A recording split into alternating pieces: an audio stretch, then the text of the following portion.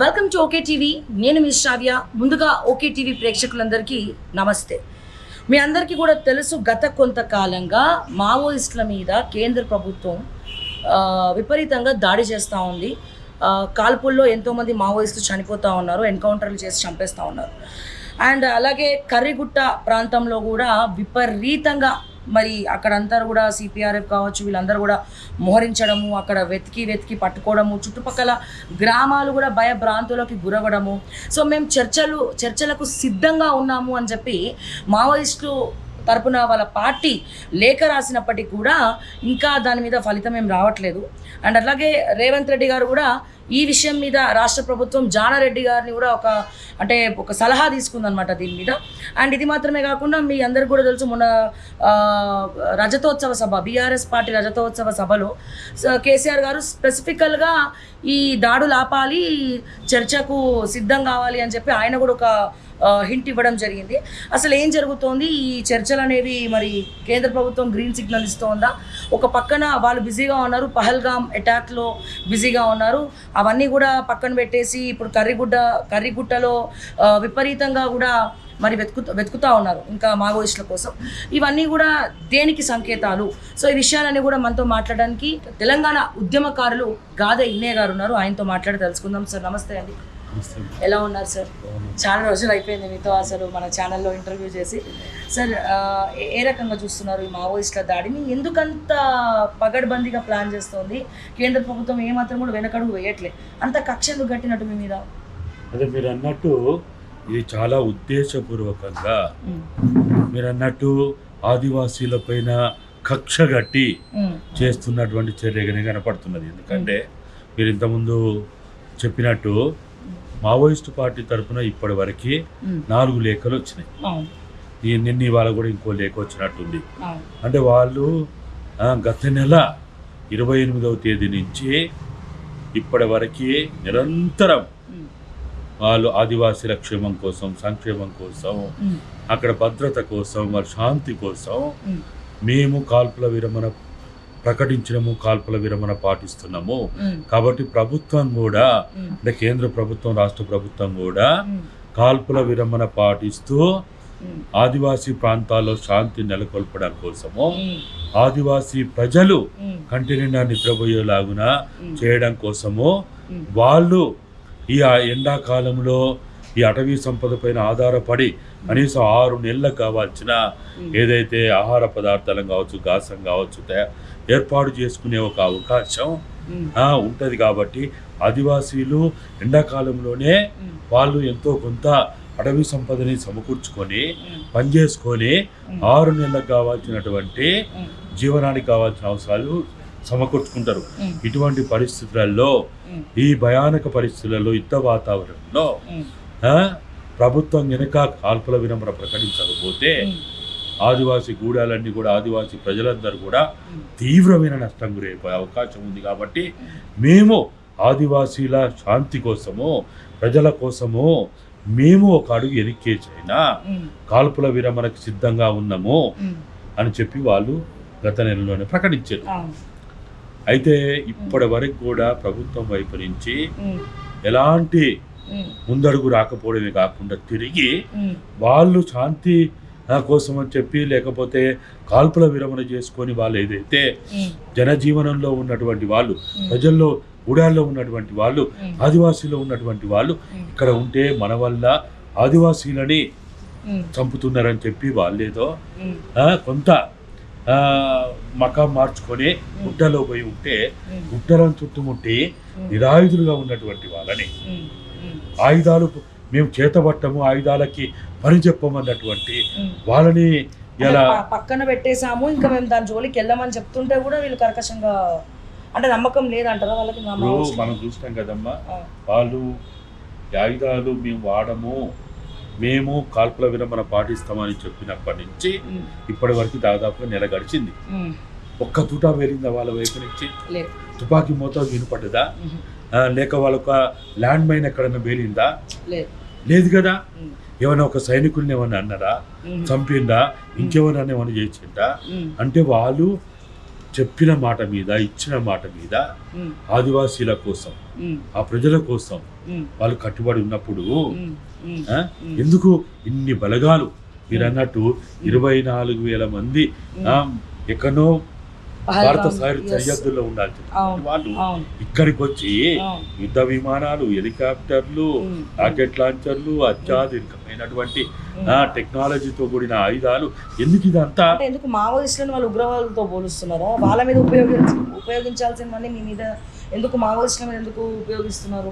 అంటే సీరియస్గా ఎందుకు తీసుకున్నారు సార్? అంటే మావోయిస్టులు ఏమన్నా ఎవరైనా చంపేస్తామని బెదిరించిదా, లేకపోతే కేంద్ర ప్రభుత్వానికి ఏమన్నా హెచ్చరికలు జారీ చేసినారా? వాళ్ళంత సీరియస్ ఇప్పుడు తీసుకోవాల్సినటువంటి కారణం ఏంటి? అందరి క్వశ్చన్ ఇదే.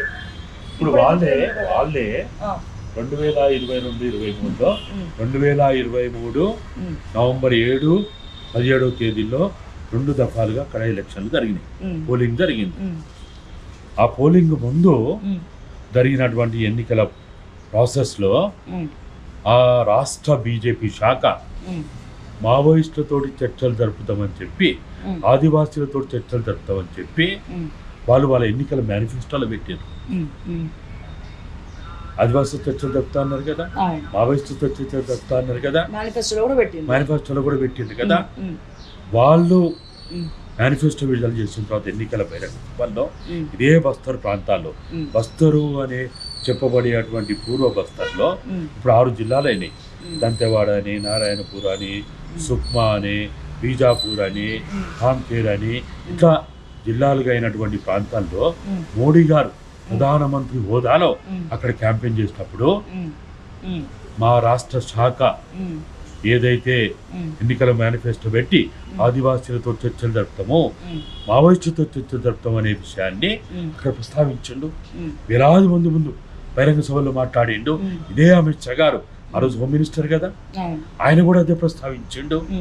మరి ఇట్లా ఎన్నికల ముందు మేనిఫెస్టోలో పెట్టి ప్రజలకు హామీ ఇచ్చి ప్రజలు నమ్మించి ఆ ఆదివాసీ ప్రాంతాల్లో మొత్తం 12 అసెంబ్లీ నియోజకవర్గాలు ఉంటాయి. దాంట్లో 8 నియోజకవర్గాల్లో బీజేపీ గెలిచింది. అంతకుముందు 12లో ఒకే ఒక సీటు ఉండే వీళ్ళకి. అంటే ఇక్కడ ఆదివాసీ ప్రాంతాల్లో మీరు గెలిచిందంటే మీరు పెట్టిన ఎన్నికల మేనిఫెస్టోలో పెట్టినటువంటి ఆ చర్చల విషయాన్ని ఆదివాసీలు నమ్మినారు, ప్లస్ వాళ్ళు ఏకీభవించారు. అందుకనే కదా మిమ్మల్ని గెలిపించింది. మరి గెలిచిన తర్వాత కూడా మీరు ప్రమాణ స్వీకారం చేసిన తర్వాత ఇదే విషయం చెప్పారు. మరి ఎందుకు మాట మార్చిండ్రు? ఎందుకు ఈ కగార్ అనే అంశాన్ని ముందుకు తీసుకొచ్చిండ్రు? దీనికి కారణం ఏంటిది? దీని వెనుక ఉన్న మీ ఉద్దేశం ఏంటిది? మీ ప్రయోజనం ఏంటిది? ఎవరి ప్రయోజనాల కోసం ఈరోజు ఆదివాసీల మీద యుద్ధం ప్రకటించిండు? ఆదివాసులకు అండగా ఉన్న మావోయిస్టుల మీద యుద్ధం ప్రకటించిండు. భారతదేశంలో భారత రాజ్యాంగంలో 12 షెడ్యూల్స్ ఉంటాయి. 12 షెడ్యూళ్లలో 5వ షెడ్యూలు ఈ ఆదివాసుల కోసమే డాక్టర్ బాబాసాహెబ్ అంబేద్కర్ గారు రాజ్యాంగంలో పొందుపరిచారు. మన 5వ షెడ్యూల్ పొందుపరిచిన ఆర్టికల్ 244, ఆర్టికల్ 244A ప్రకారము ఆదివాసులకి భద్రత ఇవ్వాలి కదా, హక్కులు కల్పించాలి కదా. అది పోయిన తర్వాత పేసా చట్టం వచ్చింది. దాని తర్వాత 170 వచ్చింది. దాని తర్వాత ఈ పేసా చట్టము, షెడ్యూల్ 5, తర్వాత 170, వీటన్నిటినీ కూడా దృష్టిలో పెట్టుకొని ఐటీడీఏలు వచ్చినాయి. అంటే ఆదివాసీల అభివృద్ధి కోసము, వాళ్ళ డెవలప్మెంట్ కోసము ఐటీడీఏ వచ్చింది. ఈ అన్నిటిని కూడా మీరు చేపట్టమని చెప్పి మాత్రమే ఆదివాసీలు కోరుతా ఉన్నారు, డిమాండ్ చేస్తూ ఉన్నారు. వాళ్ళకు అండదండలుగా ఉన్న మావోయిస్ట్ పార్టీ కూడా అదే కోరుతా ఉన్నది. ఇంతకు మినహాయించి షెడ్యూల్ 5 కాదని, పేసా చట్టం కాదని, 170 కాదని, ఐటీడీఏల యొక్క అభివృద్ధి కార్యక్రమాలని కాదని వాళ్ళు అదనంగా ఏ ఒక్కటి కూడా వాళ్ళు అడుగుతలేరు. భారత రాజ్యాంగంలో పొందుపరిచిన 5వ షెడ్యూల్ విషయం మాట్లాడండి. భారత రాజ్యాంగంలో 5వ షెడ్యూల్ రావడానికి కూడా 200-300 సంవత్సరాలుగా ఆదివాసీలు చేసిన ఉద్యమాలు, పోరాటాలే కారణము. బిర్సా ముండా నాయకత్వంలో అయితేంది, అల్లూరు సీతారామరాజు గారి నాయకత్వంలో అయితేంది, లేక కుమరంభీం నాయకత్వంలో అయితేంది, లేక ఇదే అబూస్పాడు మాడు ప్రాంతంలో గుండాదవారు నాయకత్వంలో జల్ జంగల్ జమీన్ ఉద్యమం 1910లో ఏదైతే చేసిందో, ఒకవైపు బ్రిటిష్ వ్యతిరేక పోరాటం, ఇంకొక వైపు ఆదివాసీ ప్రాంతాల్లో వాళ్ళ హక్కుల కోసం, వాళ్ళ సంపద అయిన హక్కు కోసం వాళ్ళు చేసిన పోరాటాల కారణంగానే భారత రాజ్యాంగంలో 5వ షెడ్యూల్ వచ్చింది. ఈ వచ్చిన దాన్ని అమలు చేయమంటున్నారు అంతగా తప్ప వీళ్ళు ఈరోజు కొత్తగా కొత్త హామీలు ఏమి ఇవ్వమంటలేరు, కొత్త సౌకర్యాలు కల్పించమని కూడా వాళ్ళు ఏమి అడుగుతలేరు. మరి వచ్చిన సమస్య ఏంటిది? ఇవాళ ప్రధానంగా ఏంటంటే భారత రాజ్యాంగాన్ని పక్కన పెట్టి, షెడ్యూల్ 5 పక్కన పెట్టి, పేసా చట్టాన్ని పక్కన పెట్టి, 1/70 పక్కన పెట్టి, ఆదివాసీల కాళ్ళ కింద ఉన్న ఆ భూ సంపద, ఆ ఖనిజ సంపద, ఆ వనరులని కాజేసే ఒక కుట్రలో భాగంగానే ఈరోజు ఆదివాసీల మీద కక్ష కట్టిండ్రు. మీరు ఇంతకుముందు అన్నారు చూడు, ఎందుకింత కక్ష, ఎందుకింత పగబట్టిండ్రు? ఒకవైపు వాళ్ళు కాల్పుల విరమణ, ఉగ్రవాదులు దాడి చేయడానికి సిద్ధం చేసుకుంటున్నారు. ఒకవైపు మీరు జాగ్రత్త పడింది భారతదేశంలో ఉన్న 145 కోట్ల ప్రజల్ని కాపాడాలి, భారత రాజ్యాంగాన్ని కాపాడాలి, భారత ప్రజాస్వామ్యాన్ని కాపాడాలి. ఇవి చేయకుండా మీరు ఆదివాసీని చంపుతా అంటే ఎట్లా? బ్రిటిష్ వాళ్ళు కూడా ఆదివాసీని చంపడానికి, ఆదివాసీ నాయకత్వాలను చంపడానికి ప్రయత్నం చేసింది కదా. అల్లూరి సీతారామను చంపిరు కదా, కొమరం భీం చంపిరు కదా, ఉండదారును చంపిరు కదా, బిర్సా ముండాని చంపిరు కదా. అయినంత మాత్రాన మరి ఆదివాసీ పోరాటాలు ఆగినాయా? ఆదివాసీ పోరాటాలను అర్థం చేసుకోకపోతే, హక్కుల ఉద్యమాలను అర్థం చేసుకోకపోతే, మావోయిస్టులు ఆదివాసీల పోరాటాలు మొదలుపెట్టినప్పుడు మావోయిస్టులు ఉన్నారా? కమ్యూనిస్టులు ఉన్నారా? లేరు కదా. వాళ్ళు అంతా కొడితే 1980 తర్వాత 90 తర్వాత పీపుల్స్, ఆనాడున్న పీపుల్స్ వారు ఆ ప్రాంతానికి పోయింది, ఆదివాసీలతోటి వాళ్ళు ప్రయాణం చేసిండు. వాళ్ళ సమస్యల పరిష్కారంలో భాగంగా, హక్కుల సాధనలో భాగంగా, సంపదని కాపాడుకోవడానికి భాగంగా వాళ్ళు ఏదో వాళ్ళకి అండదండలుగా ఉన్నారు. కానీ ఆదివాసీ పోరాటాలు 200-300 సంవత్సరాలుగా ఉన్నాయి. మరి వీటిని మర్చిపోయి మావోయిస్టులు అయితే ఛత్తీస్గఢ్ చేస్తే, మావోయిస్టులు అయితే మధ్యప్రదేశ్, మహారాష్ట్ర చేస్తే ఏమైతే ఆగిపోతాయా? దీనివల్ల పబ్లిక్ కూడా ఒరిగేదేం లేదు, ప్రజలకి ఏమవుతుంది? ప్రజలకి ఏం కాదు. ఆ ప్రపంచంలో భారతదేశం నవ్వుల పాలవుతుంది. ఇప్పుడు నిన్న చూస్తాం, అక్కడ పోయి మన సైనికులు, మన బలగాలు ఆడబోయి భారతదేశ జెండాని పెట్టారు. భారతదేశ జెండా ఎక్కడ పెట్టాలి? పాకిస్తాన్ సరిహద్దులో పెట్టాలి, బంగ్లాదేశ్ సరిహద్దులో పెట్టాలి, చైనా సరిహద్దుల్లో పెట్టాలి. భారతదేశానికి ప్రమాదం సరిహద్దు భూభాగాలు ఎక్కడుందో అక్కడ పెట్టాలి. నువ్వు ఆడబెట్టేది పోయి భారతదేశంలోనే అదొక భాగం, అది మధ్య భారతదేశం. మధ్య భారతదేశమైనటువంటి ఛత్తీస్గఢ్ భూభాగంలో 70 సంవత్సరాలుగా ఈ రాజ్యాంగంలో ఉన్నటువంటి భారత పౌరులు వాళ్ళు, భరతమాత బిడ్డలు వాళ్ళు. మరి అక్కడ పోయి జెండాని బాతి ఏదో ఘనకీర్తిగా చెప్పుకుంటే ఎట్లయితుంది? అది కదా. వాళ్ళు ఎవరు అవునన్నా కాదన్నా వాళ్ళు భారత పౌరులు, వాళ్ళు భరతమాత బిడ్డలు, వాళ్ళు భారత రాజ్యాంగం ప్రకారము భారతదేశ పాలనని, భారతదేశ న్యాయ వ్యవస్థని ప్రకారం నడిచేటువంటి వాళ్ళు అడుగుతున్నది ఏంటి? భారత రాజ్యాంగంలో ఉన్న 5వ షెడ్యూల్ని మీరు అమలు చేయండి అంటున్నారు. ఏమో తప్ప ఈ కాల్పుల విరమణ అనేది ఇదేదో ఇప్పుడు మొదలైంది కాదు.